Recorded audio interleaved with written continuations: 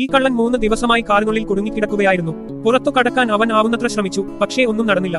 ചൂടിൽ നിന്ന് അയാൾ മരിക്കാൻ തുടങ്ങിയപ്പോൾ കാറുടമയുടെ ഫോൺ കോൾ വന്നു. പുറത്തുനിന്ന് കാണാൻ കഴിയാത്ത പ്രത്യേക ഗ്ലാസ് കാറിനുണ്ടായിരുന്നുവെന്ന് ഉടമ പറഞ്ഞു. അത് ബുള്ളറ്റ് പ്രൂഫ് മാത്രമല്ല, പൂർണ്ണമായും ശബ്ദ പ്രതിരോധവും കൂടിയായിരുന്നു. ഇത് കേട്ടതും കള്ളന് ദേഷ്യം വന്നു. തന്നെ ഉടൻ മോചിപ്പിച്ചില്ലെങ്കിൽ പുറത്തിറങ്ങിയാലുടൻ പ്രതികാരം ചെയ്യുമെന്ന് അയാൾ അലറി. പക്ഷേ ഉടമ കോൾ കട്ട് ചെയ്തു.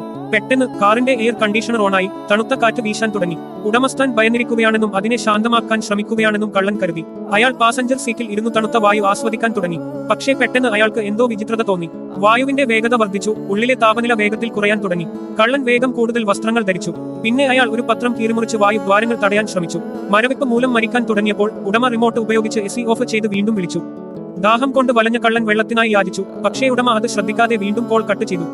കള്ളന് എല്ലാ പ്രതീക്ഷയും നഷ്ടപ്പെട്ടു. അയാൾ പുറത്തേക്ക് ഇറങ്ങിയില്ലെങ്കിൽ അയാൾ അതിനുള്ളിൽ തന്നെ മരിച്ചു പോകും. പെട്ടെന്ന് ഒരു പോലീസ് കാർ സമീപത്ത് നിർത്തി.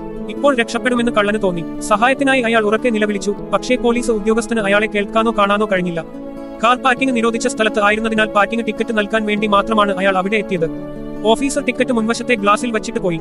കള്ളന് എല്ലാ പ്രതീക്ഷയും നഷ്ടപ്പെട്ടു. പക്ഷേ അപ്പോഴേക്കും അവന്റെ കണ്ണുകളിൽ പുതിയൊരു പ്രതീക്ഷയുടെ വെളിച്ചം തെളിഞ്ഞു. മറ്റൊരു കള്ളൻ വന്ന് കാർ തുറക്കാൻ ശ്രമിച്ചു. പക്ഷേ അവനും ഭാഗ്യവതിയായില്ല. സമീപത്തുള്ള ആളുകൾ അവനെ കണ്ടു. പോലീസ് വീണ്ടും എത്തി അവനെ പിടികൂടി. ആ മനുഷ്യൻ അപ്പോഴും കാറിനുള്ളിൽ കുടുങ്ങിക്കിടക്കുകയായിരുന്നു. രാത്രിയായി. നിരാശയോടെ അവൻ സ്റ്റാർട്ട് ബട്ടൺ പലതവണ അമർത്തി. അത്ഭുതകരമെന്നു പറയട്ടെ, എഞ്ചിൻ സ്റ്റാർട്ട് ചെയ്തു. അവൻ ഒരു പ്രതീക്ഷയുടെ കിരണം കണ്ടു. അയാൾ പെട്ടെന്ന് കാർ റിവേഴ്സ് ഗിയറിൽ ഇട്ട് ഒരു തൂണിലേക്ക് വേഗത്തിൽ പിന്നോട്ട് ഓടിച്ചു. ഇടിവ് വളരെ ശക്തമായിരുന്നതിനാൽ പിൻഭാഗമയഞ്ഞു. അവൻ അതിനെ ശക്തിയായി ചവിട്ടി. ഒടുവിൽ പൊട്ടിച്ചു.